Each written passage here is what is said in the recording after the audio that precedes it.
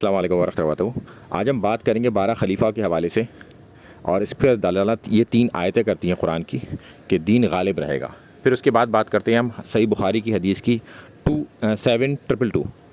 اس میں یہ ثابت ہو جاتا ہے کہ 12 خلیفہ ہوں گے اور سب کے سب قریش میں ہوں گے، مگر پھر یہاں سے ناس بھی آپ کو دھوکہ دے سکتا ہے۔ آپ کو دیکھنا ہے صحیح مسلم کے 10 ترک ہیں، 10 میں سے یہ والا ترک 4711، جس میں اللہ کے رسول صلی اللہ علیہ وسلم نے فرمایا کہ قیامت تک ایک وقت دے دیا سب سے پہلے، اور 12 خلیفہ ہوں گے، سب کے سب قریش میں سے ہوں گے، اور دین اس وقت غالب رہے گا۔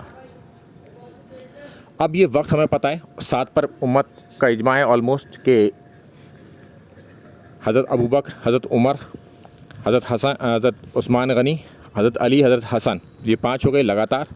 اس کے بعد عمر بن عبدالعزیز، پھر اس کے بعد امام عبداللہ المہدی۔ تو یہ 7 ہو گئے، مگر باقی 5 پر اب اتفاق نہیں ہے امت کا۔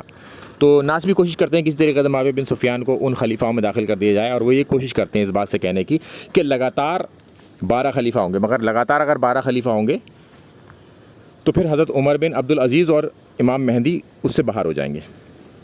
تو ناسبیہ کی ہو کہ یہ دلیل جو ہے اس پر فیل ہو جاتی ہے، کیونکہ وہ اس حدیث سے بچنا چاہتے ہیں جس میں اللہ کے رسول صلی اللہ علیہ وسلم نے فرمایا کہ میرے بعد 30 سال تک خلافت راشدہ رہے گی، اور اس کے بعد آئیں گے کاٹ کھانے والے ملوک۔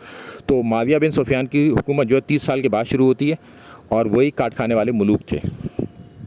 تو اب یہاں سے بچانے کے لیے وہ اس طرح سے گھال میل کرنے کی کوشش کرتے ہیں، مگر یہ حدیث بالکل ان کی بات کو دلیل کے ساتھ رد کر دیتی ہے کہ یہ کہیں یہ موجود نہیں ہے کہ لگاتار 12 ہوں گے۔ السلام علیکم ورحمۃ اللہ وبرکاتہ۔